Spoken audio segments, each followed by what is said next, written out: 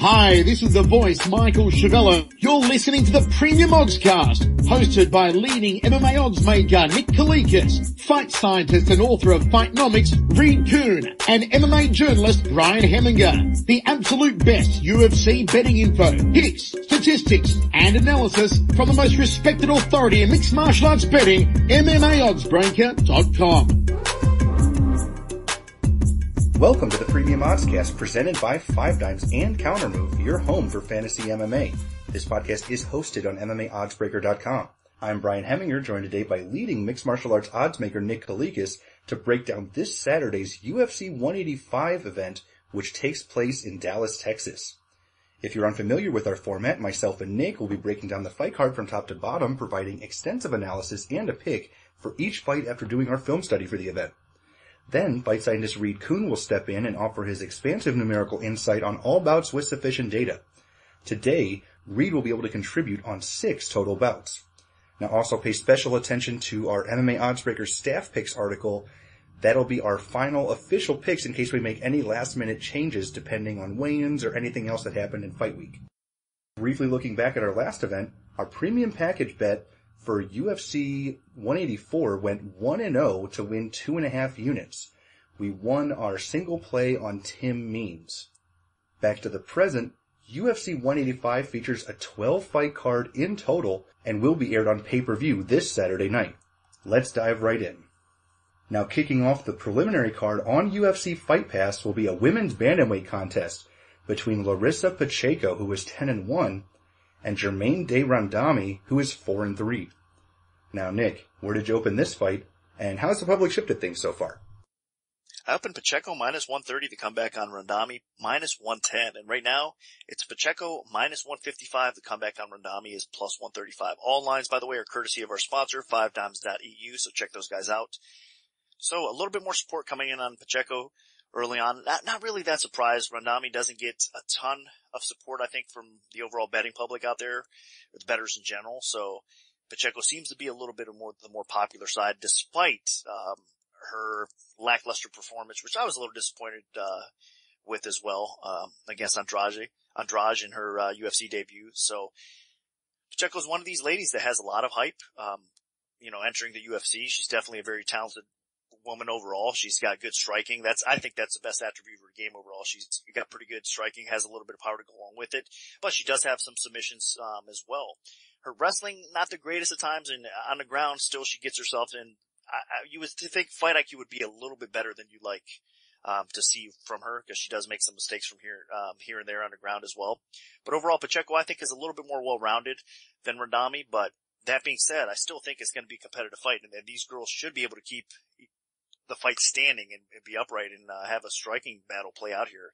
And if that's the case, I do honestly lean a little bit more towards the dog here in Randamie. I think that she's going to have a little bit of reach on Pacheco, and her striking background is a little bit more technically sound. It's a little bit more, I think, polished, and her experience in that realm is going to pay off here. So I do think she is the better striker. Again, a little bit more technical. Pacheco's just a little bit more wild and aggressive. Both of these girls are definitely dangerous when it comes to the striking aspect of the game, can land some damage. Pacheco might be a little bit more dangerous, honestly, on the feet, but I don't think she's going to have that kind of success against Randamie either. So a very close competitive fight should play out, because again, I think the ground should be a little bit neutralized here. Both girls have decent enough takedown defense that should come into play here, and the fight should remain standing. And if that's the case, it'll be close competitive, but I do think that Randamie is the better striker, and she should be able to at least outpoint Pacheco to get the nod. It will be close and competitive, and I will make my official pick, again, at MMA Oddsbreaker staff picks, so check those out after the weigh-ins are posted. And we'll go from there. But right now I am leaning towards the dog here in Randamie. I think she has a better chance to win this bout. And I understand the pick of Randamie. Overall, she is the more technical striker, and she does have a little bit more experience in the striking realm with being a kickboxing background. But Pacheco, she does have that youthful exuberance. There is a 10-year age gap between these ladies. Pacheco does have a quality win back in Brazil over one of the top women's Invicta bantamweight contenders. And Randamie really hasn't shown a lot overall. She doesn't possess a ton of power. More than anything, she's just a pretty technical kickboxer that can outpoint people. And that could be enough here against Pacheco. The main thing with Pacheco is she has a lot of power, she throws at a pretty high volume, but she's sloppy and a bit reckless. She basically likes to spam big power hooks and right hands, and if they don't work, then she'll consider taking the fight to the ground, and on the ground, she also has a tendency to be reckless, giving up position, going for submissions, often finding herself on her back, looking for triangle chokes and arm bars. And I think Randamie might be smart enough to get out of the way of some of those things. But the main thing here for me is I just think that Pacheco, being so young, has a lot more room for growth. Randamie might train at a better gym over in the AKA area, but really, it's tough to teach an older dog new tricks, and I think Pacheco is going to come in there with a lot tighter overall technique, and she could be a little bit more dangerous here. If she can mix it up, both standing and on the ground, she might be able to make something happen here. So, I'm picking Pacheco, not terribly confident about it, but overall, I think she has a decent shot of pulling this one out. Now moving on and moving up to the lightweight division, we have Jake Lindsey, who is 9-2, taking on Joseph Duffy, who is 12-1. Now, Nick, what's the MMA odds maker's perspective on this one? I opened Duffy -405 to come back on Lindsey, +285, and the Duffy support has been coming in. Parlays, straight action. Duffy is now -550 to come back on Lindsey's +425. Really, again, a spot that I'm really not too surprised at the action on Duffy. I mean, he's the guy that last beat Conor McGregor, and then, all the hype that Conor McGregor actually gets right now. So, it's interesting. And I think the UFC honestly should have brought Duffy in a little bit sooner. But that being said, Duffy's a tremendous talent in his own right. I mean, the guy has ability on the ground. His submission game is really fun to watch. He's smart on the ground as well as far as offensively. On the feet, he's actually not bad either. He's got really good boxing. So he's got good hands. They could be really effective as well. And again, he's smart. So he's a well-rounded, talented prospect out of Ireland that has shown a lot of promise. I mean, definitely can make a run at 155, no doubt about it, especially if matched correctly. My problem with Duffy is at times, talking about the fight IQ overall, defensively, his one loss did come by rear naked choke, I believe, if I'm not mistaken. No, it was guillotine choke. I'm sorry. It was a guillotine choke. That's right. That he got caught in. So defensively, and even on the Ultimate Fighter show, he was, submitted there as well. So his sub defense at times, is a little lacking. I mean, offensively, he's able to get the job done, but a little bit suspect defense. So that's the concern here. But against a guy like Lindsey, I think he should be okay. Lindsey's, it's hard to gauge with him. I think he has some potential as well. He's got a little bit of power on the feet. Lindsey does have some aggression in him, have some decent clinch work to go along with it. Just, it's a bad stylistic matchup for Lindsey. That's why everybody's betting Duffy in this spot as well. Lindsey has not been overly impressive. In fact, a lot of people are thinking that he's probably one of the weakest spots on the UFC roster here. And it's hard to disagree with that, I think, at 155, especially based on his performances. I mean, he's fought some decent competition in his first 2 UFC fights, so it is what it is, but still, Lindsey has underperformed, to say the least.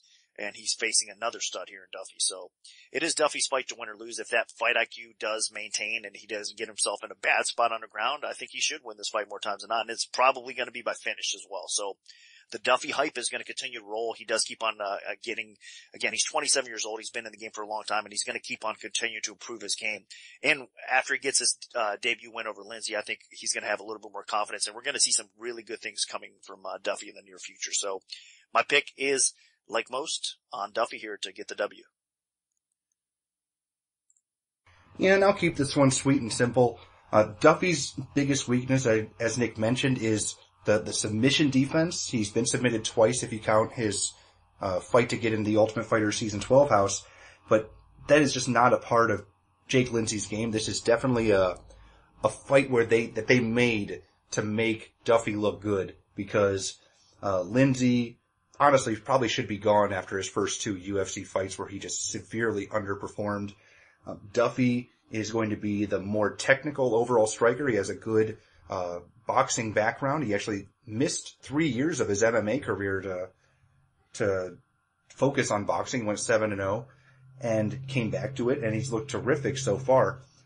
And Duffy also has, some quality wins. Obviously the McGregor one's the one everybody talks about, but he also beat Norman Park. in Ireland. So, this guy clearly knows what he's doing. And while Duffy, most of his wins have been by submission, he does prefer to keep the fight standing. The one thing I am a little concerned about is he likes to keep his hands a little low. So Lindsey could catch him with something if Duffy comes in overconfident.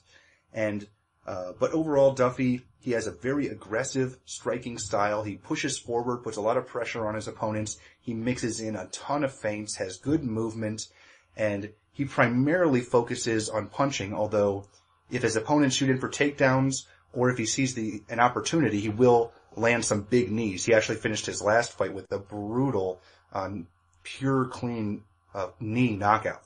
So I think Jake Lindsey's in for a world of hurt here. Lindsey does not have very good conditioning, and basically the only way he wins this fight is if he can push Duffy against the fence and just start unloading on him with knees and elbows and getting a quick finish before he gasses out. And I just don't think it happens. This is a showcase fight for Duffy, and Duffy should come through passing with flying colors. Now dropping all the way down to the flyweight division, we have Sergio Pettis making his 125-pound UFC debut with a 12-1 record, taking on Ryan Benoit, who is 7-3. Now, Nick, where did you open this fight, and how's the public shifted things so far? I opened Pettis minus 425 to come back on Benoit's plus 305. And again, actually coming in towards Pettis. It's now minus 485. Come back on Benoit is plus 385. Another spot that I'm not really surprised. I mean, Pettis does get extreme love from the bettors out there. Obviously, Anthony Pettis, his brother, being the champion. I mean, Sergio's had a lot to deal with as far as living up to his, brother's name and legacy or whatnot. But that being said, Pettis, I think he's actually improving. Sergio, from fight to fight, he gets better.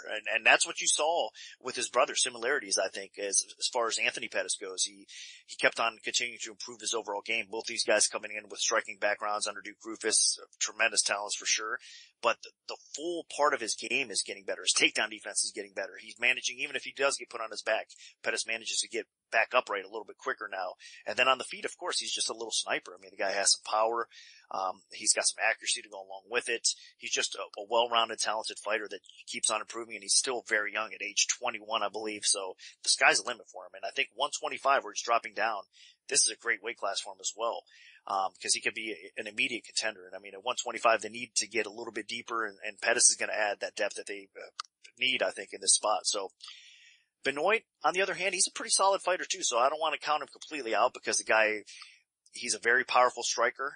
He comes from a striking background as well. He has some decent wrestling to go along with it. And he's got, obviously on the ground, he's got some skill as well. I mean, he can be dangerous at times. I mean, he doesn't have, a lot of submissions on his resume. I believe he actually only has one, but he's capable of getting himself in spots and, being effective on the ground as well. But he does make mistakes when he's on the ground. So it kind of works both ways for him. I think Benoit's going to want to keep this fight standing and try to do some damage against Pettis along the way. And he's just going to get picked apart and maybe even finished. So I think it is Sergio Pettis' fight to win or lose here. I do see the improvements, and I think he's going to continue to improve and get better and better. So this is a good showcase fight for Pettis. At 125, I think he's going to face a solid opponent, and he's going to probably end up with some kind of highlight reel finish, either on the ground by sub or even by knockout. So it is Sergio Pettis' fight to win or lose. It's not a dog or pass situation. I think it is a favorite or pass situation here with Pettis, and I do expect him to come through. And I completely agree. Benoit is the type of fighter that can get in really exciting fights, but his problem is he just doesn't win those type of fights. He's a little raw and loose with his striking. His defense isn't that good. He got bloodied up by Josh Sampo, who's not a very good striker in his own right in his UFC debut. And while he did have some really fun, exciting scrambles on the ground against Sampo, he did eventually get out-scrambled and submitted in that second round. So I think against a guy like Sergio Pettis, Pettis should be able to pick him apart with a serious technique advantage on the feet. And should the fight go to the ground, I think Pettis is going to be the more technical fighter there as well. Pettis has some really solid overall wrestling, and he definitely has some excellent submission ability as well, should he end up on his back or just in any type of bad spot. So Pettis is a very solid, well-rounded fighter. The one flaw in Pettis' game is his striking defense isn't great, and he does not have the best chin. Alex Caceres was able to rock him in his fight, and then you looked at his last fight, one of the first punches that Matt Hobart hit him with, he was able to drop him. So that is a bit of a concern, but I don't think that Benoit really has a ton of pure punching power, and with Sergio dropping down a weight class and not taking on those really big, strong guys in the bantamweight division, fighting people his own size for once, I think that that'll be to his advantage, and he shouldn't be worried that much against a guy like Benoit. Now, overall, as this fight wears on, I really expect Sergio Pettis to get more comfortable, loosen up, and then really start going to work against Benoit. He should be able to carve Benoit's striking defense up with some good jabs, and I think the kicking game could be very important. Pettis has some excellent kicks, low kicks, body kicks. He might even mix in some head kicks if Benoit is getting a little lazy with his defense, and really this is Sergio Pettis' fight to lose. Barring basically a lucky punch from Benoit, I think that Sergio wins this fight pretty much anywhere, so he's my pick. Now, kicking off the FX prelims in the heavyweight division, we have Jared Rosholt, who is 11-2, taking on Josh Copeland, who is 9-1. Now, Nick, what's the MMA odds maker's perspective on this one? I opened Rosholt minus 230 to come back on Copeland plus 170, and right now it's Rosholt minus 300. The comeback on Copeland is plus 250, so more support coming in on Rosholt. I think Rosholt's been a very solid addition since he's entered the UFC heavyweight division. I mean, he's a tough out. He's got the wrestling background, as we all know. He's got a little bit of power on the feet. Overall, he's got decent fight IQ. He trains with a good camp and takedown. So there's a lot of good things going for him, and I think he could become a player at heavyweight. But one bad thing about Rosholt is, I mean, Oleinik knocked him out last time in his last fight there, and that was a bit of a surprise to most people. Oleinik does have some underrated power, but that being said, it is his strike defense. Rosholt's strike defense lets you down, I think, more times than not. I know he's been pretty solid considering all the way back to the Lewis fight, but if you look, he has been caught, and his defense, even though he hasn't been KO'd, he's been, some punches have slipped through the crack and rocked him a little bit along the way as well. So I think there is a concern with Rosholt's strike defense, and Copeland hits like a truck, man. I mean, that's the best thing and the best attribute Copeland has going for him. I mean, he's a very powerful striker in his own right. He could land that big bomb, so Rosholt has to be very careful on the feet with this guy. He's gonna have to try his best to get the fight to the floor and grapple against Copeland and try to control him, smother him there, and do what he does best. That being said, Copeland's wrestling's not too bad, though. I think it's not going to be easy for Rosholt to get this fight to the ground and control him, as is. So if it does play on the feet, I mean, this is a dangerous spot for Rosholt for sure. I think Copeland has enough power to make things interesting and maybe catch his chin. So, unlike the previous couple fights that we were talking about where it's a favored or pass situation, I do think it's a dog or pass situation here. But as far as ability goes, you gotta lean with Rosholt as far as a pure pick goes, though, because I do think he is the more talented, more capable fighter. I think there's a bigger upside to him as well. But make no mistake, I mean, this fight, not a very confident pick. I am gonna go with Rosholt, but after seeing him get dropped and knocked out by Oleinik, and then coming in against a heavy-handed striker, a big guy like Copeland, it doesn't sit well with me. I think there's just too much risk there. So I think honestly, the opener around 2-1, 230-ish was a little bit more fair than it's creeping up to be right now at around minus 300 or so. So be cautious out there if you guys are adding Rosholt to parlays or whatnot, because I think there's a chance he might get clipped and put out. But that being said, I still got to pick Rosholt because I do think he's the better fighter at heavyweight right now, and he should get the job done more times than not. The main thing here is I think people are going to be fading a little bit of Rosholt's chin just because he was getting knocked out against Oleinik. But in that fight, he wanted to keep it standing because Oleinik was so talented on the ground with some nasty submission ability. And he had Oleinik hurt. He just got a little reckless charging in after he hurt him and left his chin out there, and Oleinik caught him. Against Copeland, I think it's going to be a completely different story. I see this more like the Soa Palele fight where Rosholt's going to focus entirely on his wrestling, try to get takedowns, keep Copeland on his back, wear him out, grind him out, and probably win a decision.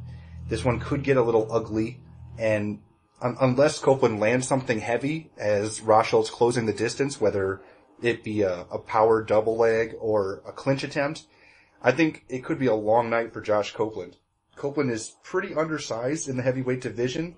He just is a bit smaller and stockier, and Rosholt is, really big and strong and comes in there at the heavyweight limit.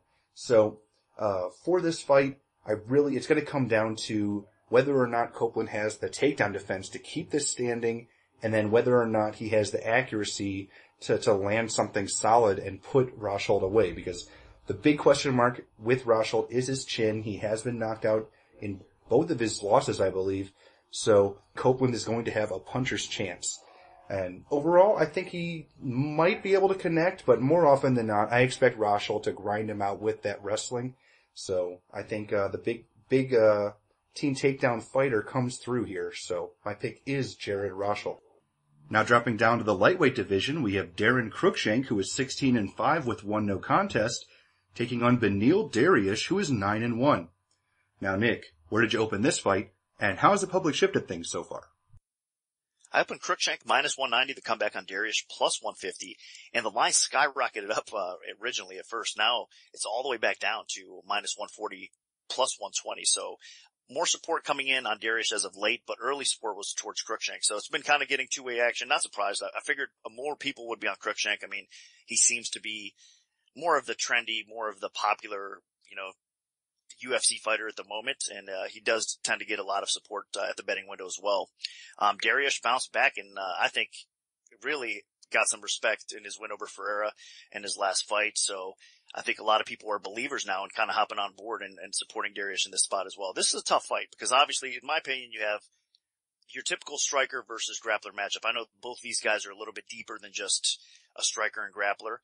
Both of these guys are well-rounded and both of them capable of finishing in several different ways, but I think Cruickshank's going to look to keep this fight upright and do some damage on the feet against Dariush. Dariush was knocked out against Nijm, which was a little bit of a surprise how that ended up playing out, but that being said, Cruickshank is going to have that going for him. He's going to know that not too long ago, Dariush was put out by a lot of a less powerful striker than Cruickshank himself. I mean, you can't compare Nijm's striking. I mean, Nijm has a little bit of power, but Cruickshank is the more versed, the better striker, more technical, has that more KO power overall, I think, to go along with it. So he's going to have that confidence. He's going to look to keep it upright and do some damage. Now, Dariush on the feet, I think a lot of people can't sleep on him. I mean, I know, again, he got knocked out there by Nijm, but he got caught.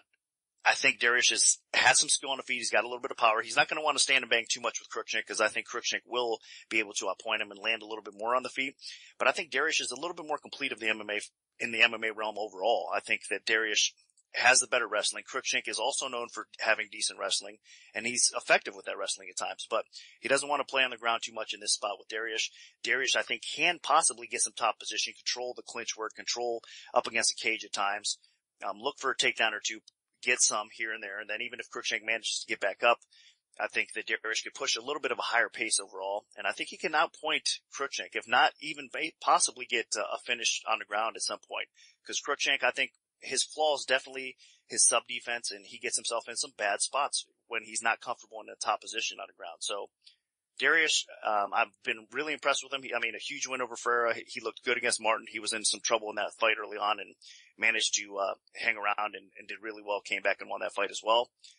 I think he's got some confidence going into this spot, and I think Cruickshank is a winnable fight. It seems like I always fade this guy. I don't know why. It just happens to be the way the UFC matches him up.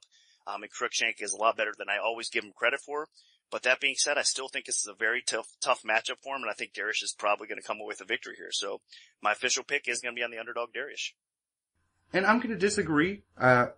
Obviously, Darren Cruickshank has been in there against a little bit better opposition. He's had some pretty good moments in his UFC career so far. He's more experienced. And in my opinion, while Dariush is the better ground fighter and definitely the better submission fighter, Darren Cruickshank has the tools here to keep the fight in his realm and win it. Now, obviously, Dariush was able to implement a nice wrestling attack in his last fight and win a decision against Ferreira, but against Cruickshank, I don't think that's going to work. Cruickshank has some really solid overall wrestling that he usually uses to, mix up his game and score some points. But against Dariush, I think he's going to use that wrestling in reverse to keep the fight standing. Dariush does have some power, and his striking is coming along pretty well, but he's not nearly the dynamic fighter as Darren Cruickshank. Cruickshank is very solid with that Taekwondo base. He mixes in all kinds of crazy attacks. Sometimes he even just uses kicks like a jab. from distance. So Dariush is going to have to put a lot of pressure on Cruickshank, kind of like Michael Johnson did against Edson Barboza. And I just don't think he can really implement that type of game plan successfully. He just doesn't have the experience to pull it off. Cruickshank should be able to maneuver on the outside and land kicks, mix in punches, throw in some feints, just use good footwork and land some shots. And I think at some point he probably connects solidly enough that he can put Dariush away. And if not, Cruickshank has plenty of experience going the distance, and he can outpoint Dariush enough to just win a decision. So overall, I just think that Dariush's skill set isn't quite there to take Cruickshank out unless he lands a good shot on the feet to hurt Cruickshank like Adriano Martins did. So overall, my pick's actually going to be Daron Cruickshank here. Now, Reed, what do the numbers tell us for this one? Well, they say that you're both right. We definitely have a stylistic contrast here, a experienced grappler versus a high level Taekwondo striker. And I am leaning towards the striker in this one. He also has wrestling in college, and his takedown defense at 71% is above average. So plenty of people have tried to take him to the ground, and that is where he is most vulnerable, obviously. And that's where Dariush would have a big mismatch. But Dariush, his striking is just not very good, very low pace. He doesn't close the distance very well. He's been dropped twice, in actually not that many strikes. And so facing a guy like Cruickshank, who throws those head kicks with such good precision, I think that's probably going to be the key to this matchup. Now overall, Cruickshank has been in there, I think, against some better guys, people of the caliber of Jorge Masvidal who can hold their own in striking, but also have excellent wrestling. That's really the prototype of the type of fighter that's going to beat Cruickshank. But if you're relying too much on the grappling, like Dariush does, there's just not enough there on the stand-up, to force that aspect of the game. This is mixed martial arts. You got to do it in both places. So I think if Cruickshank fends off a few of those takedowns, creates the open space, his kicking attack is probably going to be, what ends this fight. I do recognize that he is vulnerable. That's definitely going to keep the line close here. So there's a lot of finishing potential one way or the other. But overall, I got to have a slight lean towards Cruickshank. Now moving up to the middleweight division, we have Ultimate Fighter Nations winner Elias Theodorou, who is 10-0, taking on Roger Narvaez, who is 7-1. Now, Nick, what's the MMA odds maker's perspective on this one? I opened Theodorou minus 315, the comeback on Narvaez, plus 235. Right now, Theodorou is minus 350, the comeback on Narvaez is plus 280. So, back and forth action, but a little bit more support coming in on Theodorou early on. Again, another spot that I'm not terribly surprised. Theodorou has looked great. I mean, he's obviously the Ultimate Fighter, winner, coming in with that kind of prestige and hype from the Ultimate Fighter show. Canada really has a solid prospect, and I think Theodorou overall. I mean, the guy's still young. He's about 26 years old. He's got a lot of ability, and he keeps on improving overall. So the guy's a grinder. He's got decent stand-up. He mixes everything up well. He's got some decent fight IQ. He's got decent cardio. He's just a very, very tough out. And I expect him to look better and better with each fight. I mean, Bruno Santos in his last fight, it was a tough test because Santos is a beast to deal with. I mean, he's a very physically strong fighter, and Theodorou just showed how strong he is and how capable he is of actually grinding with the best there. So I do think, I mean, not that Santos is the best, but you know what I'm saying. As far as stylistic matchups go, that was a tough fight for a lot of people would be Santos in that spot. So that's why I think Theodorou coming through there was a solid test for him. And against his fight here against Narvaez, I think it's another solid test because Narvaez is definitely a very talented fighter in his own right. I think that he's a little bit more well-rounded, possibly at this point of his career, with the jiu-jitsu skill, with his wrestling. He does look for a lot of takedowns to go along with it too, and he's got some stand-up to go along with it. But that being said, even if he's a little bit more well-rounded, I don't think he's probably better in any particular area, if that makes any sense, against Theodorou. I think Theodorou is the better grinder in this spot. I think he could be a little bit more effective in the stand-up, even though Narvaez mixes things up a little bit more. And I think that, regardless where the fight takes place, unless he catches Theodorou's back or in transition in a scramble or something like that, I think he's going to be in some problems here. So, and we've seen Theodorou actually be put in some difficult spots and end up maintaining he stayed calm and got out and managed to put himself in a better position too. So I think he should be okay here. Narvaez, again, it was a very impressive performance against Barnett. It was a very controversial decision. A lot of people think Barnett actually should have got the nod there, but still, I mean, Narvaez came through with some power, and did what he had to do to make it competitive. And a couple of those rounds were definitely close. So you gotta give him credit where credit's due. I just think stylistically here, it's just a bad matchup again. Theodorou should have the edge in a lot more areas, even though Narvaez is a very talented fighter in his own right. He's going to be the younger, fresher fighter, and I really think this is kind of a stepping stone type of matchup for Theodorou, so I think he passes this test. And again, it's not really a dog or pass situation here. I do think it's a favorite or pass situation, so I expect a little bit more parlay action to come in on Theodorou, so we'll probably see the line creep up a little bit more, but I think it's right, and I think Theodorou will come away with a victory here. And I completely agree. Theodorou just is a little bit better than Narvaez in every aspect of this fight, and he's a lot better than Narvaez in some. On the feet, he's just a little bit more technical. I mean, he's not known for his striking, but he does have a better output. He's more accurate. He's better defensively. I just think Theodorou is pretty rock solid there. And then on the ground, while Narvaez is actually known for his ground, I think that Theodorou has better overall wrestling, and he's able to land in top position during scrambles. And I think Narvaez could get himself in some trouble in just about every aspect of this fight. Narvaez focused on the stand-up in his last fight against Barnett, and while he ended up getting the decision, as Nick mentioned, it was pretty controversial. It wasn't a very good performance. Barnett didn't fight very well, but I thought that Barnett won the first 2 rounds before Narvaez caught him in that third. I don't see Narvaez catching Theodorou. Theodorou has a solid chin. His defense is much better, and he's just overall a more well-rounded adversary. I think Theodorou is one of the better middleweight prospects in the UFC, and he could come in here and really look solid and become a player in the middleweight division if he continues to develop the way he has. Narvaez, in my opinion, was a bit more of a stepping stone for fighters, and I think that while Theodorou is a guy that's on the rise, Narvaez should be just a good enough test for him to really see where Theodorou's at. Narvaez will be fighting in his backyard. He is from Texas, so he's going to have a little bit of a hometown edge. He'll definitely have the crowd on his side most likely, but that shouldn't be enough to overcome the technical skill gap.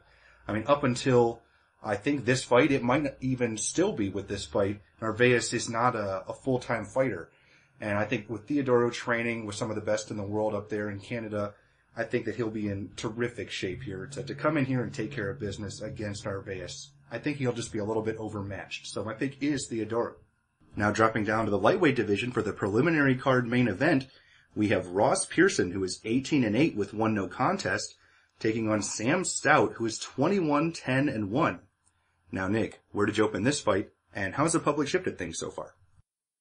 I opened Pearson minus 210 to come back on Stout, plus 160, and it's been all one-way action overall. Pearson is now minus 350 to come back on Stout, plus 290. So a lot more confidence than I in Pearson overall. I know ability to ability, I really do believe that Pearson is actually, I mean, Stout's known for his striking. I do think that Pearson's actually the better striker. I like his boxing a lot better. I think that he's more accurate, stays busy. He's a very intelligent fighter. So a lot of good things to deal with when you're facing a guy like Pearson or whatever, because he's so good everywhere. But the problem is, you gotta say it like it is. I mean, I think he's coming off a knockout win, or knockout loss, I should say, to the hands of Iaquinta. I wasn't really shocked by that, honestly. Iaquinta has a little bit of underrated power. He got the job done there. And along the way, Pearson's chin, I mean, he was tested and dropped, of course, and knocked out by Cub Swanson.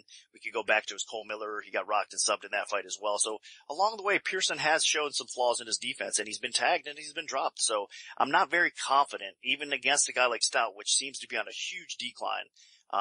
In most cases, I mean, against KJ Nunes ended the fight the first 30 seconds or so. So that was a little bit of a surprise, but at the same time, Stout's been around for so long, and his defense, talk about defense lacking. I do think that Stout gets hit a little bit too much, again, especially for coming from a striking type of background. So overall, I do think that both these guys have enough takedown defense. They should be able to keep the fight upright, and we're going to see a striking battle play out. And if that's the case, you got to lean towards Pearson because he is, I think, at this point, the better striker. He can get more done. He can outpoint Stout. He could probably knock Stout out again, especially if he is on that hit that decline spot for sure. But that being said, at around 350.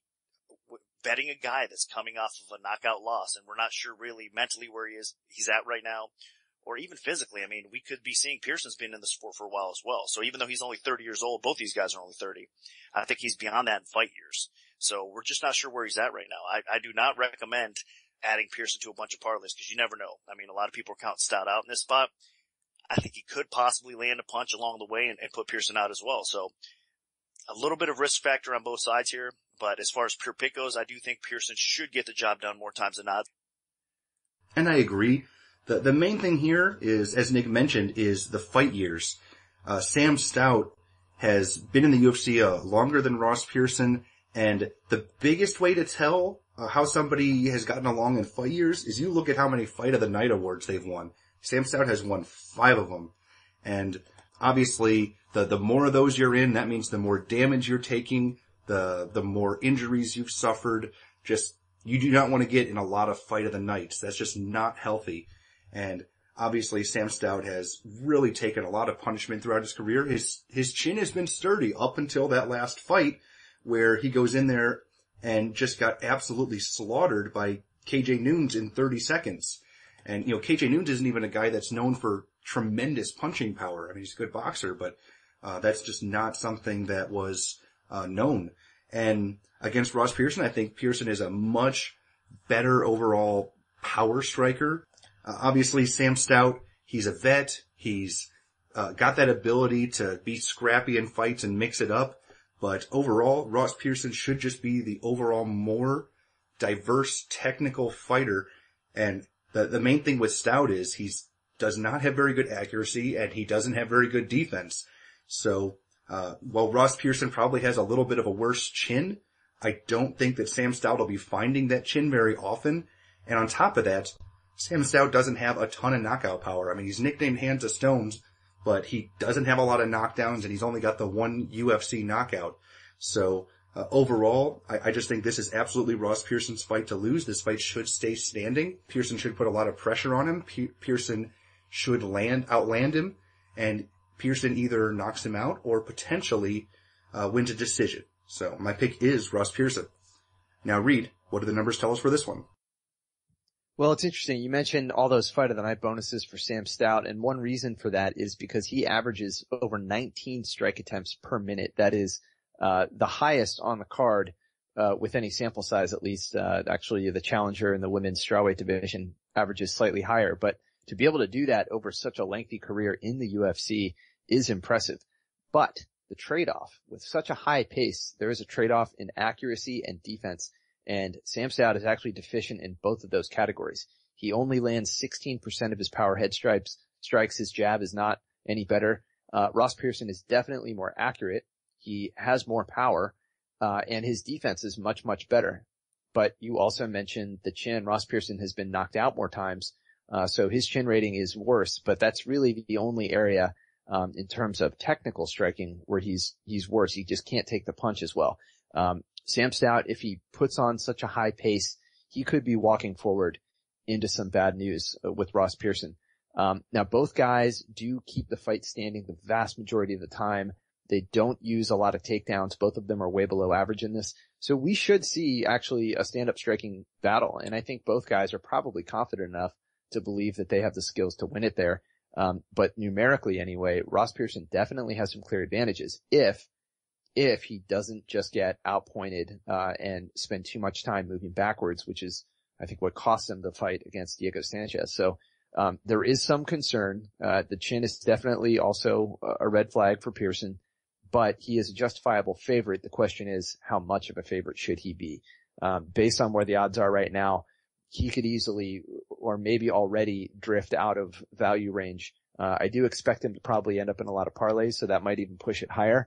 So do be careful because there is risk, but overall you've got to go with Pearson as the favorite. Now, kicking off the main card, we have a flyweight contest between Chris Cariaso, who is 17-6, and former Olympic gold medalist Henry Cejudo, who is 7-0. Now, Nick, what's the MMA odds maker's perspective on this one? I opened Cejudo minus 475 to come back on Cariaso plus 325, and it has been bet up. It's minus 580 right now for Cejudo. The comeback on Cariaso is plus 440. This is the kind of fight that, again, I'm not really that surprised that Cejudo got bet up. I mean, obviously, he's got the Olympic hype around him. I mean, there's a lot of people that think Cejudo would make an eventual run towards the 125 title, and with his background, to be a real challenge to DJ. It's hard to argue that. I mean, the guy, first of all, he's got to make weight though. That's the biggest issue here. I think that he's had, obviously in MMA, he's had struggles making 125. And that is not a good thing. I mean, he asked Dana White for another shot at 125. He looked great at 135 in his last fight. You got to give him all the credit in the world. His boxing actually is what looked phenomenal. I think a lot of people were surprised how good this guy's boxing is really coming around. And it's been great. I mean, no doubt about it. So I think his hands continue to improve. He's getting a little bit more confidence there, but depending on who he matches up with, he's going to definitely have to use that wrestling background and get the fight to the floor in most cases. Against Cariaso, that's the type of fight I think that he needs to do here. Cariaso has some pretty good striking abilities. He's a southpaw. He's going to be probably the toughest test to date, I think, for Cejudo coming into this fight. Of course, Cariaso, I mean, the guy already fought for the title 125 and deservedly so. I know the division in the weight class isn't very deep yet, but he has been one of the consistently better fighters in 125. So Cejudo's fighting the former title challengers. That's how high, obviously, the UFC has him on the totem pole. So if he gets a couple more W's here, I think we could see Cejudo potentially fighting for that title here soon. That being said, stylistically, this is a good fight for him because I think he can put Cariaso on his back. I think he can look to do some damage on the ground here. Even on the feet, I think Cejudo's boxing is probably a little bit better. I think Cariaso's the better overall striker, and he can mix things up better, and he can be a little bit more effective, but Cejudo has a little bit of power on the feet, and his boxing's look good enough that I think he can hang even in that realm as well. So on the feet, it's going to be close. On the ground, Cejudo's going to have a bigger advantage. He's going to have to be wary. Cariaso does definitely have some submission skill to go along with it, but I don't think it's dominant enough or threatening enough that he's going to catch Cejudo on the ground either. So it really is Cejudo's fight to win or lose here. He should be able to control all aspects of the game. Cariaso, very game opponent, good stern test for him, but I do think it's a test that Cejudo will ultimately pass. So even at round 580 or so, I understand a lot of people are going to be putting him in parlays. And again, it's another one of those favored or pass situations here. I do think the big favorite is justified here.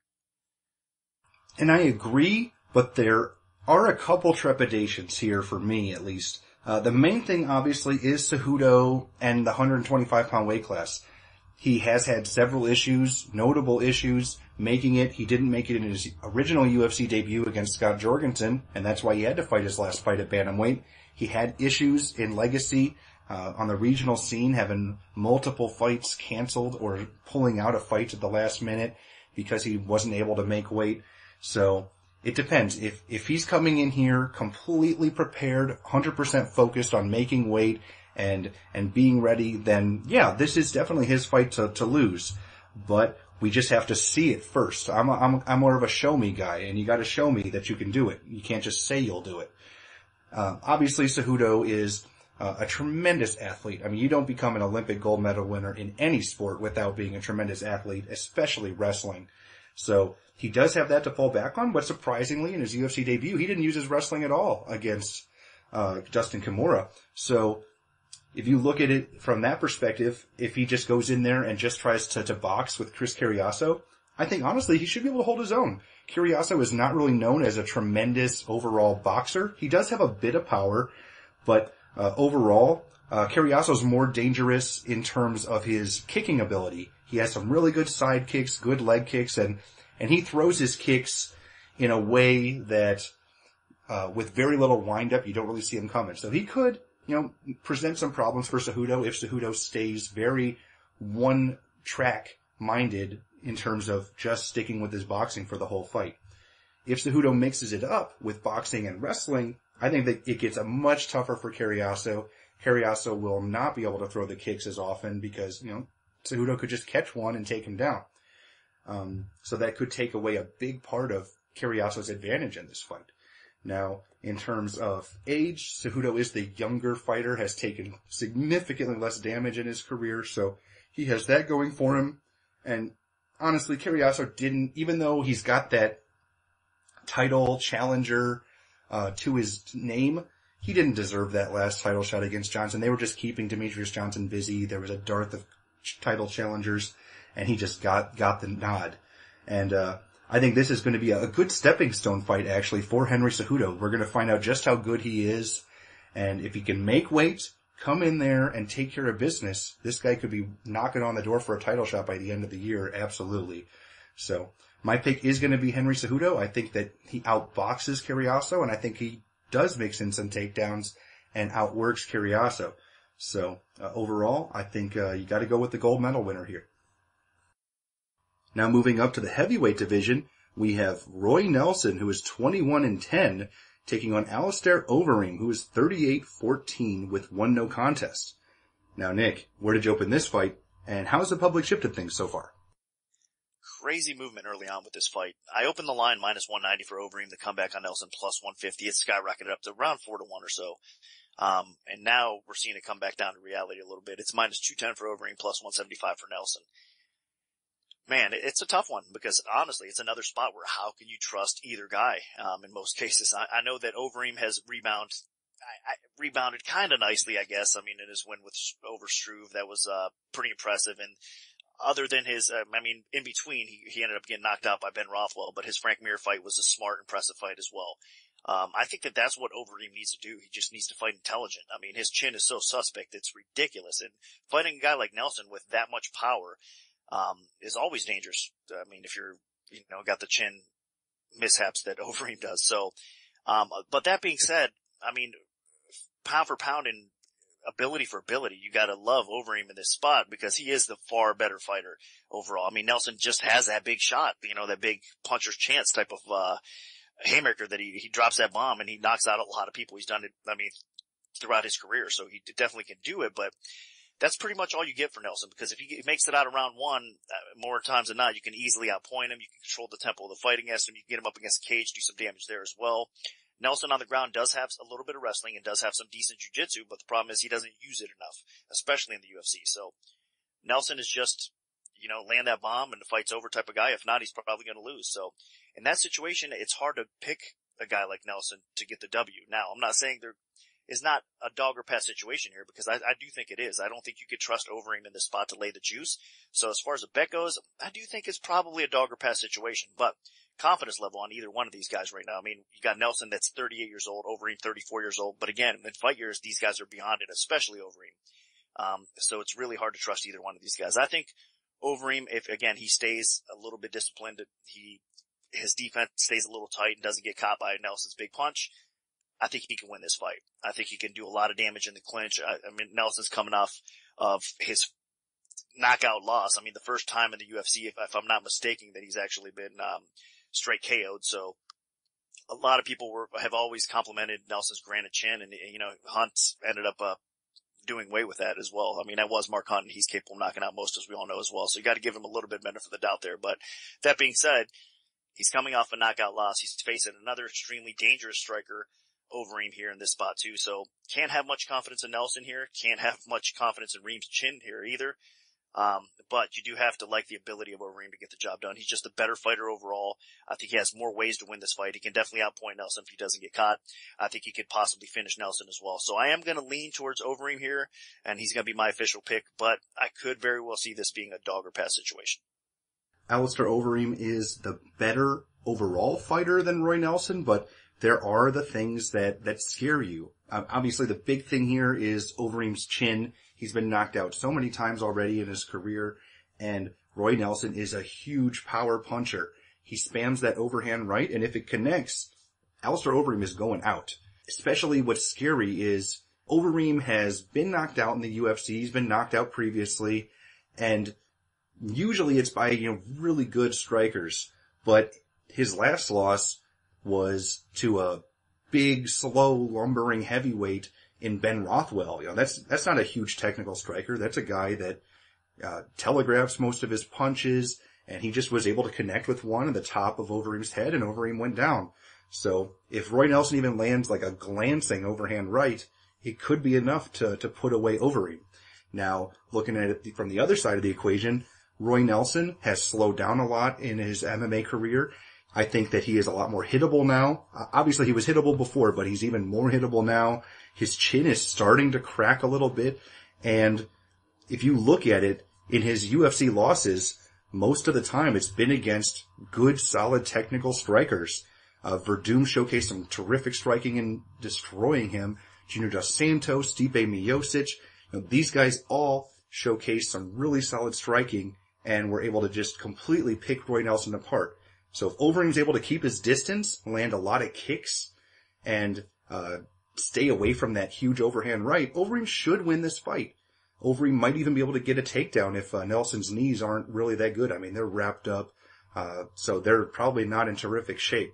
So overall, I'm leaning Overeem. I'm not crazy confident about it just because all it takes is one good shot, especially because Overeem's conditioning is not great, and he does slow down in fights. So that'll give even more of an opening for Nelson to land something. But in the end, my pick is going to be Alistair Overeem, but you just cannot trust him at any decent favorite price. So, Reed, what do the numbers tell us for this one? Well, they're in agreement. I think we've identified the important themes here.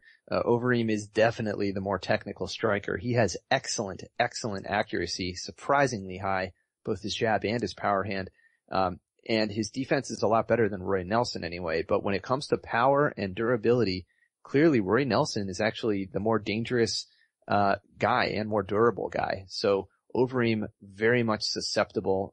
3 recent knockout losses in the UFC, and they didn't take a lot to do it. Now elsewhere, Overeem's ground metrics are actually pretty good. He's not all about attempting takedowns, but he has very good takedown defense. He's faced plenty of takedown attempts, and his defense has stood up. So that means when the fight has been on the ground, he's actually pretty much been in control the entire time. And he actually was able to finish Stefan Struve on the ground with ground and pound. So that was actually pretty impressive. I don't expect him to take it to the ground. I think these guys do keep it standing, and it will be that don't blink type of fight. Overeem will be picking Nelson apart from the outside, using that 7-inch reach advantage. But, Nelson's just going to be looking to land that one haymaker and call it a night. And he is fully capable of doing that. So while you got to lean Overeem, I guess it's fair to say, lean his way on paper. He's going to control this fight. And as long as he isn't getting knocked out, he's probably going to be winning the rounds as well. But obviously you don't want to be laying a lot of juice on this because Roy Nelson only needs that one punch, and Overeem has looked great, been winning fights, and just given it all away, because he only got hit one time. So, it's a very volatile situation. You don't want to be spending too much juice on that, but overall you pick Overeem and you just sit back and probably avoid this one. All right, excellent. Thanks, Reed. Now moving on to the welterweight division, we have Johnny Hendricks, who is 16-3, taking on Matt Brown, who is 21-12. Now, Nick, what's the MMA odds maker's perspective on this one? Hendricks minus 270, the comeback on Brown, plus 190 was my original opener. Right now it's Hendricks minus 350, the comeback on Brown is plus 290. So more support coming in on Hendricks. Can't really argue it. I mean, Hendricks arguably could really be still be the welterweight champion. That fight with Lawler was extremely close. Could have went really either way. That being said, Hendricks has been for a little while now one of the best 170 pounders in the world. I mean, Matt Brown has made quite a run as of late, putting on great performance after great performance. Even his fight with Lawler was a lot closer than most people thought it would be. And then, I mean, of course, Brown's always getting fight night of awards. He's always getting the UFC award bonuses left and right because he's such an exciting fighter to watch. So this is going to be an awesome fight. As far as the early action goes, again, I do understand it. I mean, Hendricks is the better fighter. He should be able to control where this fight goes. With his wrestling, he should be able to get Brown down. Brown, he's got to be a little cautious though, because Brown's pretty slick off his back. Offensively, at least, his jiu-jitsu's not too bad. I know his sub-defense is really flawed. It is getting better for sure. I mean, he's had his moments recently, especially where Brown has been in bad spots and managed to survive. So his jiu-jitsu's getting better.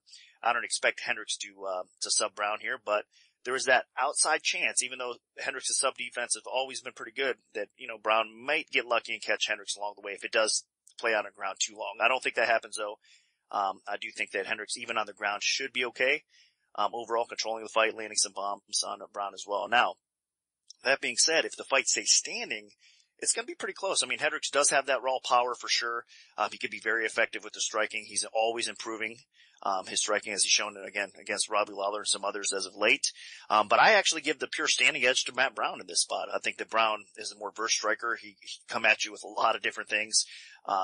And he can put it on Hendricks. I mean, I know that Brown has his flaws again defensively, even on the feet. I think his body's a little weak at times. So if Hendricks is smart, he'd dig some body shots in. Against Brown along the way, because that seems to do a lot of damage with Brown. But Brown just has that heart and that relentlessness that just doesn't stop and just keeps coming at you. So this is going to be a tough fight for Hendricks. It's going to be a 3-round war for sure. But I do side with Hendricks. I think again, he's championship caliber type of fighter, and I think that he keeps on improving. I know his last performance against Lawler, a lot of people were a little disappointed. He had some weight cutting issues, a few things factored in possibly to that performance. That being said, another tough one here, but you have to side towards Hendricks a little bit more. As far as betting goes, it's another tough spot though. Especially where the line is now, minus 350. I really don't see any value on the favorite here. I think it is a dog or pass situation here as well. But it's a tough one to bet because again, Hendricks is just so good that he should be able to at least control Brown along the way. And that's exactly why I'm going to pick him. So my official pick is going to be Hendricks. And I agree. The main thing here is Johnny Hendricks is just a little bit more well-rounded in just about every area than Matt Brown. He's very tough. He has a great chin. He has more power in pure punching power than Matt Brown. And obviously he has the wrestling to fall back on. The weight cut was a problem for him in his last fight. Looks like he's made some drastic changes to his training. We'll see how that plays into it. But overall, I just think that Johnny Hendricks is just a significantly better fighter than Matt Brown. Brown did show that he can hang with some of the best in the world. He had a really good fight against Robbie Lawler, but Johnny Hendricks should be able to mix it up enough to keep Matt Brown off balance. You look at this type of style fight, it reminds me of Johnny Hendricks against Carlos Condit, except Matt Brown is a bit of a poor man's version of Carlos Condit. He's a little older, he doesn't quite have this dynamic of a submission game, and he doesn't have quite as dynamic of a striking game. So Johnny Hendricks should be able to hold his own on the feet, put enough pressure on Brown, and then force clinches and get takedowns if there's ever any trouble going on in the stand-up department. Matt Brown is very tough, and one thing that's actually helped him throughout his career was just absorbing shots, tiring his opponent out, and then taking over. That really worked in the Eric Silva fight that he headlined. But, Johnny Hendricks isn't Eric Silva. He's had conditioning issues in the past, but not nearly to the extent of Silva, and Hendricks should be able to hold his own in just about every department. Hendricks is insanely motivated to not only win this fight, but to get back into that title picture and get his belt back. So I expect Johnny Hendricks to come in here into Texas, which he almost calls a second home, and then take care of business here against Matt Brown. So my pick is Johnny Hendricks. Now, Reed, what do the numbers tell us for this one? Well, the numbers are a bit of a surprise here. Matt Brown actually comes out on paper looking really, really good in this matchup. He does have good power. He has excellent accuracy and defense. And part of that, I think, is because he has such long range. He has a 76-inch reach, which is very long in the welterweight division. That's up there with Rory McDonald in terms of how rangy he is, and GSP and how long their arms are. And Johnny Hendricks is sitting there, 69-inch wingspan. He has a southpaw that helps. But he definitely has been outranged in a lot of his fights. And so, these guys actually match pace quite well, but if they just stand and trade, Matt Brown does have some advantages and he could either win some rounds or make this a very close fight. Now, what I don't think is going to happen is I don't think Matt Brown is just going to outright get a knockout, or a finish. Johnny Hendricks is extremely durable. Interesting number here. Hendricks has taken 318 head strikes in his UFC career without being knocked down. That is second only to BJ Penn in terms of the durability of his chin. And he took some heavy leather from Robbie Lawler a few times and just kept coming. So I think Hendricks, hopefully he learned something in that last Lawler fight, for his sake. I hope he actually mixes in some wrestling, learns to be a little bit more aggressive and not back off so much, because when he's on, he looks fantastic and he can still beat guys who are much bigger than he is. But I think Matt Brown makes this a very close fight. I do think it goes to a decision. Both guys are durable. 3 rounds is, this is a type of fight that you almost wish was going 5 rounds. So I lean Hendricks because he is a more versatile guy, and hopefully he shows better fight IQ here. But, based on current odds, Matt Brown he is an interesting upset pick. So we'll have to see where the lines end up. All right. Excellent. Thanks, Reed. Now dropping all the way down to the women's 115-pound division, we have champion Carla Esparza, who is 11-2, defending her title against undefeated challenger Joanna Jedrzejczyk, who is 8-0. Now, Nick, where did you open this fight, and how's the public shifted things so far? I opened Esparza minus 185, the comeback on Jedrzejczyk plus 145. So right now, looking over 5 dimes, it's minus 165 for Esparza, and Jedrzejczyk is plus 145. So comeback did stay the same. A little bit of two-way action back and forth on this fight, and we'll continue to see that. This is a great fight. I mean, both of these ladies have performed amazing recently. I mean, a lot of people were really counting Esparza out against Rose. They figured it was a bad matchup, and she came through with flying colors. I mean, how impressive was that performance? It's just jaw-dropping, actually. I mean, especially how good Rose has looked as of late. So Esparza's got to have some confidence. She is obviously the champion right now, and for a reason. I mean, the girl is definitely getting better as far as MMA goes. I mean, she's always had that wrestling background, always had some potential, and always been able to control, in most cases, the fighters that she's faced. But now I think her stand-up's getting a little bit better. Her hands are getting a little bit more effective. Her jiu-jitsu game's coming into play as well here. So Esparza is a very complete fighter, a very dangerous fighter, regardless of where the fight takes place. But looking over her opponent and the challenger, Jedrzejczyk is actually, man, she's a phenomenal fighter in her own right. I mean, of course, she's a striking-based fighter, and she's a very dangerous and accurate striker. I mean, she does some serious damage along the way if she's able to keep the fight standing, and in most cases, she is able to keep the fight standing. That's why she's had the success that she has. In her last fight over Gadella, a lot of people were surprised that she was able to, it was a very close fight, one that really could have went either way depending on the judges, but I do think that the judges got it right here. And Jedrzejczyk is just one of these phenomenal girls that just keeps on improving her takedown defense. And then if she can keep it upright, I mean, she usually is at least more than capable of outpointing her opponents to a decision win, if not getting a possible stoppage. So on the ground, I know Jedrzejczyk's defense, she's been working on her submission game. She's been working on her sub-D for sure. So I think she's going to actually be a little bit more sound defensively than Rose was in this spot. So it's not going to be as easy, I think, for Esparza to get a finish here. And these ladies are going to really be going back and forth for a while. So this is probably going to be one of the best fights, I think, on the entire card. Really looking forward to it. As far as the pick goes, it's a little tough, honestly, because I could see Jedrzejczyk stuffing some takedowns along the way and keeping it upright. And actually, if she's able to do that, I could see her outpointing Carla, if not even stopping her possibly, because she's that good on the feet.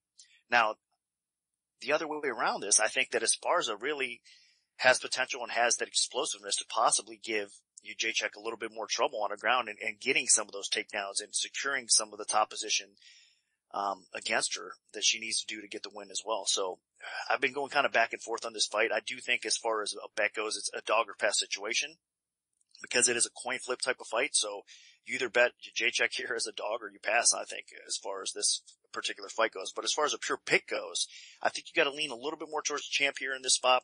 I think as long as she doesn't get too crazy, I think she might be able to control the tempo of the fight and get the W here and basically grind out Jedrzejczyk and do what she does best. So I'm slightly leaning towards Esparza here again. I'll probably make my official pick after the weigh-in, so check out the MMA Oddsbreaker staff picks to get my official pick. But early on, at least here, I'm going to slightly lean towards Esparza to get the W.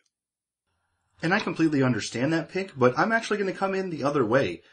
Obviously, Carla Esparza is incredibly talented. She showcased just how good she really was in that last fight against Namajunas, where she was able to get those takedowns, wear her down, and eventually get the submission. Against Jedrzejczyk, though, this is a completely different animal. Jedrzejczyk is definitely more focused on the striking realm. She really doesn't like to go to the ground at all, and she's been able to keep it standing most of the time because her takedown defense is so solid. If you actually look at her last 3 fights, her 3 most recent opponents, Rosie Sexton, Juliana Lima, and Claudia Gadelha, all 3 of those opponents tried to take her down repeatedly throughout the fights. They were all ground-based fighters, and she was able to stuff most of the takedowns and then just batter her opponents on the feet. She has tremendous striking ability, especially just that pure punching power that she can throw in volume. She's long, she's lanky, and she mixes in just some nasty, nasty power with both hands. So that's something that's especially scary for Esparza, because I don't think that her chin is terrific. We haven't really seen that in the UFC, but you go back to some of her earlier fights, and she got in some trouble, like against Beck Hyatt when she initially won the Invicta title. So you have to take some of those things into consideration. And Jedrzejczyk knows what to expect from Esparza. She's gonna shoot in for takedowns. Esparza does have the best wrestling of just about any woman in the UFC roster, but I think Jedrzejczyk's takedown defense is about as good as any woman on the UFC roster. So this is a terrific style clash. If Jedrzejczyk keeps it standing, she's going to knock Esparza out at some point in this fight. I'm almost certain of it. If Esparza is able to drag it to the ground and wear her down, she could just wear her down and get a submission, or she could get a TKO, or just grind it out and get a decision. So it'll all be about who's able to impose their will. And I really think that this might be the age of Jedrzejczyk, because she knows what to expect. She's been training takedown defense for months, and she's been facing fighters that try to take her down, especially Gadelha, who was a terrific Brazilian jiu-jitsu and powerful and strong wrestler. I think that Jedrzejczyk's able to keep this standing long enough to connect something really nasty with Esparza and put her away. So I'm going to go with Jedrzejczyk for the win. Now, Reed, what do the numbers tell us for this one? Well, granted, we have very limited data for these two girls, but it was enough to actually see their stylistic patterns diverge. And yes, you're right. Esparza is much more of a ground-based fighter. She has a wrestling background, and Jedrzejczyk is clearly the striker. She comes out firing on all cylinders, averaging nearly 20 attempts per minute. She is the fastest paced striker on the entire card. She has outstruck her opponents more than 2-1 just on volume, and she actually maintained pretty good accuracy and defense, very good defense, in fact, during that period of time. Now, the takedown game obviously is the big question. Can Esparza take her down? Can she keep her down there? Jedrzejczyk faced 30 takedown attempts in just 2 fights. So that's literally 1 every minute. Her first opponent, Lima, very unsuccessful. She was only 1 for 14. Gadelha was actually more successful, 7 for 16 on takedowns. And yet, that wasn't enough to win a full decision. It was a split decision win for Jedrzejczyk. So, some mixed success there. People clearly do not want to strike with her. They are trying to get her down, try to get her out of her element. Now, so can Esparza do that? That's the big question. Her takedown accuracy is so far pretty good. She threw a lot at Rose in that title fight. She landed with 71% accuracy, which is very, very good. She was in control the entire time on the mat and eventually got the choke for the finish. So I do think that Esparza is capable of getting this down. She's going to be pretty outsized here. She's going to be the smaller fighter, but she has that experience. She's been a champion, and I have to lean that way, but I can completely understand why the line is close. First of all, there's a lot of uncertainty. We just haven't seen enough of these two. And Jedrzejczyk clearly has an advantage on the feet. I mean, I think if this goes standing even for a full round, Jedrzejczyk is probably the winner of that round. She's just going to be outworking Esparza. So, this will be a chess match to see if Esparza gets it down. I think eventually she does. So that's why I got to give her a very slight edge, but lots of uncertainty here. All right. Excellent. Thanks, Reed. Now this takes us to the main event of the evening. We have a lightweight title fight between champion Anthony Pettis, who is 18-2, taking on Rafael dos Anjos, who is 23-7. Now, Nick, what's the MMA odds maker's perspective on this one? I opened Pettis minus 350. The comeback on RDA at plus 250. And right now it's Pettis minus 450. The comeback is plus 360. And a little bit of movement back and forth early on. So RDA has been definitely getting some support as well, even the line's kind of creeping up a little bit. But make no mistake, Pettis is going to get the parlay support. Pettis is going to get probably the overall support, in most cases. But man, and it's hard to deny it, really. I know Dos Anjos has been a great a great fighter, especially recently. I mean, he's one of these guys that you could tell has been working so hard, and he's improved some of his flaws and just keeps on getting better and better throughout his UFC career. So he deserves this shot at the title, no doubt about it. The guy's extremely talented in all aspects of the game. He's one of the most well-rounded fighters, I think, in the sport today. I mean, he's got good stand-up skill. He can knock you out on the feet. Of course, on the ground, he's got decent wrestling. He can control most of the time anybody he faces, get him down to the ground. And then he has great jiu-jitsu that can oftentimes finish fights as well. So not too many flaws in RDA's game. If anything, I would say that from time to time you do see his gas tank be a little bit suspect. So he comes in with maybe not the best cardio at times, and I think that's going to probably play in this fight. I mean, it is a title fight. It's a 5-rounder here. And even if he does have a little bit of success against Pettis early on, I think as the fight goes, that success is going to kind of go out the window a little bit, and Pettis is going to really start taking over. But the scary thing is here, man, I mean, Anthony Pettis is one of the most dynamic finishers we've seen in a while. I mean, especially as a late and, in the lightweight division. So no doubt about that. I mean, who finishes Gilbert Melendez? Nobody does. I mean, the same thing you could say about Ben Henderson. Who subs a guy? Unbelievable. I mean, Cerrone knockout. You could just go on and on. So Pettis has become a tremendous finisher on top of his abilities. I mean, we all know how special the guy is standing up. Probably, arguably, one of the best strikers in the UFC today. I know there's a few guys you could kind of put around that category as well, but he's right up there, top of the food chain type of striker. His takedown defense continues to improve. That has been his weakness. The biggest weak spot in his game, I think, throughout his career has been, being controlled by good wrestlers, being able to just kind of get laid and preyed on that's how he loses fights when he does lose, even if they are competitive. But his takedown defense has gotten significantly better. It's not easy to get this guy to the ground. And once he's on the ground now, I mean, obviously he's a threat anywhere with his guard game, and he's always been a little bit that way, but he's just getting more dynamic and more explosive off his back as well. That sick guillotine choke has never been better. So Pettis is just such a complete fighter in his own right. That he's just a tough out for anybody, and he's a phenomenal champion. That being said, the way these guys match up, I do think it'll be interesting on early, at least early in this fight. It should be a kind of back and forth a little bit. RDA, I think, is going to look to take this fight to the ground and try to control Pettis. He's not going to want to stand and bang with him. And he might have a little bit of success, but it's going to be tough, and it's going to kind of wear on him, I think, as the fight goes on, because Pettis' takedown defense is getting that good. So even if Dos Anjos has him against the cage and is trying to take him down, I think Pettis is going to make life miserable for him. So eventually I do see Pettis taking over. It could be early, could be a little bit later, but I think more times than not it's probably when Dos Anjos starts to gas a little bit. And Pettis is probably going to get the finish in this fight.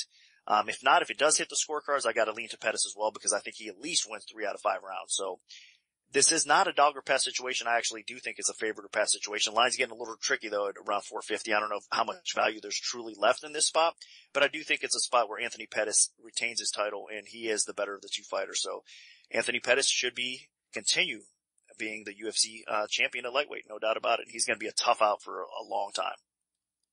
And I completely agree. Anthony Pettis is a tremendous fighter. If he fought more often, I think he'd be right near the top of the pound-for-pound list. But obviously injuries and just a whole bunch of other factors have kept him from being able to consistently compete inside the octagon. Now against Rafael dos Anjos, he's facing a solid test. Dos Anjos has absolutely earned this title fight with that knockout victory over Benson Henderson. The problem is, I don't really see an area where he has a decent advantage in any part of the mixed martial arts game. Dos Anjos obviously does have a really solid jiu-jitsu base, and he has developed and improved drastically since he's signed up with the UFC. His striking has come a very long way. He has very good counter-striking. But I don't see Anthony Pettis leaving those types of openings that Dos Anjos has been able to exploit against guys like George Soteropoulos and Benson Henderson. Pettis is so much more refined with his striking, so much more accurate, so much more fluid and technical and powerful that I think he's going to be able to exploit a lot of the flaws in Dos Anjos' game. The main thing is Dos Anjos clearly does not have tremendous conditioning, so a 5-round fight favors Anthony Pettis. A 3-round fight favors Anthony Pettis in terms of conditioning. I really don't expect Dos Anjos to offer a whole lot of resistance after the 2nd round, if it gets that far. And then with how accurate and dangerous Anthony Pettis is with both his punching and especially his kicks, both to the head and body, and legs even, I think Dos Anjos could be in some big trouble in that department as well. As we all know, Dos Anjos' chin is not the best. Who can forget that UFC debut against Jeremy Stephens where he was winning the whole fight and then just got blasted with an uppercut in the third round and got finished. I think something similar could happen here. He could start strong against Pettis just like Gilbert Melendez did, and then Pettis just endures it and then puts him away. So realistically, Anthony Pettis is the type of champion that's going to be there a long time until someone shows up with a really, really strong grappling and wrestling game that could thwart him. Maybe a Khabib Nurmagomedov. But Rafael Dos Anjos just does not have the style to do it. I think Anthony Pettis just beats him in every statistical category. So my pick is going to be Anthony Pettis, and I think he wins convincingly here. Now, Reed, what do the numbers tell us for this one? Well, I think the numbers are probably in agreement here. At a glance, first, when you look at the stand-up stats, it's a clean sweep for Anthony Pettis. He is more powerful, he is more accurate, he strikes at a higher pace and controls the cage, and he has a better defense and has never been knocked down. So that is every metric right there on the bat. And so if these two just stand in trade, Anthony Pettis is a gifted striker. He seems to even be getting better. Which is amazing. He's already one of the best knockout threats at lightweight in history. And so I think he owns the stand up. So the question is, what happens if this goes to the ground? Dos Anjos, he has been susceptible in the past to stifling wrestlers. That's really been the only way he's lost, of late. And that hasn't been very much. So he's fared pretty well on his feet. I just think he's out of his league here. And so, I don't know if he really is going to want to be able to wrestle this out. Statistically, he does attempt takedowns much more often than Pettis. In fact, Dos Anjos attempts more than average, but his success rate is not very good. 39% takedown success. That's, benchmark, maybe even below. And his takedown defense is about average. Overall, his ground stat is greater than 50%, but that's because mainly he's attempting so many more takedowns than his opponents. Whereas Pettis is below because he is very hesitant to attempt takedowns. His opponents are clearly trying to take him down because they don't want to stand and trade with him. And then now Pettis has come out with this submission threat by submitting Benson Henderson. He just launched a beacon in the air and said, by the way, don't sleep on my ground game. Taking me down isn't necessarily a smart idea. So, I am in agreement, and I think Anthony Pettis is a next level athlete. I think he's going to hold on to this belt for a while. And the only way to dethrone him is to really have some kind of weapon. Maybe it's Khabib's wrestling game. Cerrone tried to stand and trade with him and failed there. Someone's got to have some kind of weapon that is a massive, massive threat, that can beat him in one area. But, on paper here, he definitely has the advantages here, and he is a justifiable big favorite. So that'll do it for our full event breakdown for UFC 185. Part 2 of the Premium Odds cast featuring our premium bets will be out Friday following the weigh-ins. So stay tuned for that if you're an MMAOddsBreaker.com premium member. And if you'd like to become a premium member, just check out the top right corner of MMAOddsBreaker.com and you can sign up there. If we have a free play to give out, make sure to follow at MMAOB Premium on Twitter because that's where we'll post them first. We can also notify you of our free bets via email if you prefer that method. Just send an email to picks@MMAOddsBreaker.com and we'll add you to our free bet mailing list.